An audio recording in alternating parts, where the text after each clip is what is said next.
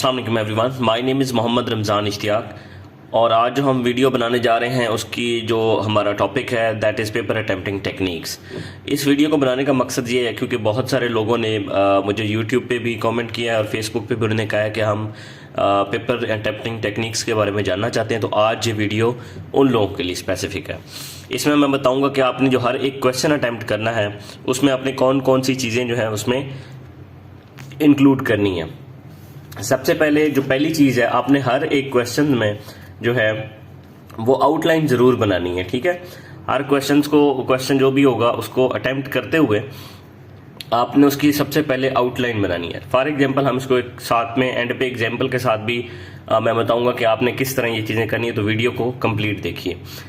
Second जो चीज़ है वो है break question into part two define requirement of the question.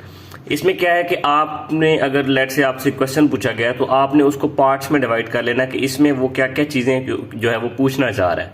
ठीक है, तो उससे क्या होगा कि आपको आंसर डिफाइन करने में थोड़ा इजी हो जाएगा कि आपको पता होगा कि इस क्वेश्चन की रिक्वायरमेंट क्या है, यानी कि एग्जामिनर आपसे क्या क्या चीज़ें पूछ रहा है। Next is use map to explain your answers effectively. Maps जो है बहुत ज़्यादा हेल्पफुल होते हैं, पेपर प्रेजेंटेशन में बहुत काम आते हैं। आप जब पेपर के अंदर मैप यूज़ करके आते हैं तो डेफिनेटली ये आपकी मार्किंग के ऊपर बहुत ज़्यादा इम्पैक्ट इसका आता है। तो आपने कोशिश करनी है कि अगर आपके क्वेश्चंस के जो आंसर है उसमें मैप कहीं से भी रेलेवेंस उसकी बनती है तो आपने मैप ज़रूर बनाने हैं।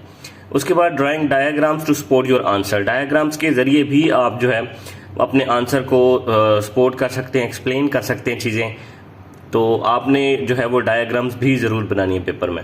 Next is use different modes of presentation of statistics. तो ये डिफरेंट आपके जो कोई भी आपका क्वेश्चन होगा उसको सपोर्ट करने के लिए आपको स्टैटिस्टिक्स की ज़रूरत पड़ेगी, फैक्ट्स एंड फिगर्स की ज़रूरत पड़ेगी। तो आपने फैक्ट्स एंड फिगर को बजाय पैराग्राफ में लिखने के आपने ये वाली टेक्निक्स यूज़ करनी है जिसके ज़रिए आपका आंसर एक बहुत इफेक्टिव तरीके से नज़र आएगा और उसके डेफिनेटली मार्क्स भी ज़्यादा होंगे। उसमें कौन कौन सी टेक्निक्स है, अगर आपके पास डाटा अवेलेबल है तो आप हिस्टोग्राम बना सकते हैं इस फॉर्म में, आप बार चार्ट की फॉर्म में डाटा एक्सप्लेन कर सकते हैं, आप पाई चार्ट की फॉर्म में परसेंटेजेस में डाटा बता सकते हैं, या आप ग्राफ की फॉर्म में उसको ड्रा करके बना देते हैं। तो बजाय कि आप स्टैटिस्टिक्स को एक पैराग्राफ में लिखें, अगर आप इस तरह की फॉर्म में उसको बना के दिखाएंगे तो डेफिनेटली ये एक विजिबल जो है वो टेक्निक है, तो इससे बहुत ज़्यादा इम्पैक्ट पड़ता है आपकी मार्किंग के ऊपर। तो आपने इस वाली टेक्निक के ज़रिए अपने आंसर को एक्सप्लेन करना है।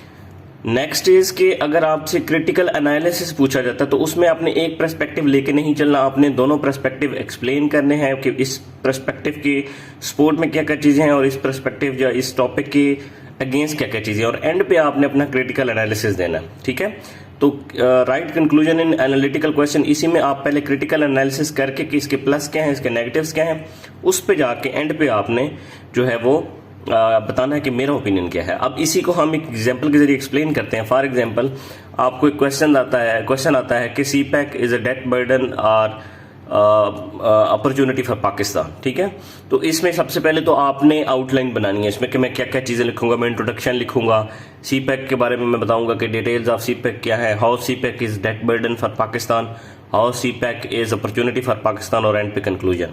इसमें हम मैप हम कौन सा बनाएंगे, इसमें हम पाकिस्तान का मैप बनाएंगे जिसमें हम कनेक्टिविटी या जो सी पैक के रूट्स हैं वो एक्सप्लेन कर देंगे, बना देंगे रफली कि जो मैप जो हमारे पाकिस्तान के अंदर सी पैक के रूट्स हैं वो ये अवेलेबल है। उसके बाद आप डायग्राम के जरिए भी जो उन रूट्स के ऊपर जो डिटेल्स हैं वो आप बता सकते हैं। फिर आप डिफरेंट मोड्स ऑफ जो है वो प्रेजेंटेशन बता सकते हैं। फॉर एग्जांपल हम इसमें ग्राफ के जरिए बताते हैं कि सी पैक में जो इन्वेस्टमेंट मोड था या इन्वेस्टमेंट हो रही थी वो किस तरह आहिस्ता आहिस्ता इंक्रीज हो रही है। ठीक है, तो इधर हम ईयर्स लिख देंगे और इधर हम बता देंगे कि किस तरह इन्वेस्टमेंट इंक्रीज होती गई। पहले 45 बिलियन डॉलर्स का था, फिर बढ़ते बढ़ते 62 पे आ गया और ये आहिस्ता आहिस्ता इन्वेस्टमेंट बढ़ गई। तो इस तरह आप डाटा को पैराग्राफ में लिखने के बजाय आप जो है वो ग्राफ्स की फॉर्म में बता रहे हो उसको।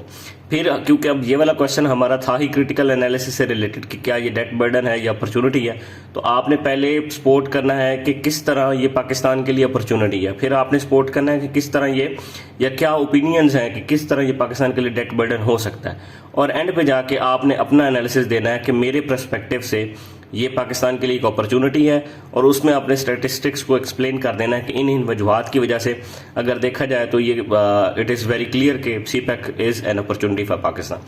Thank you very much and Allah हाफिज़।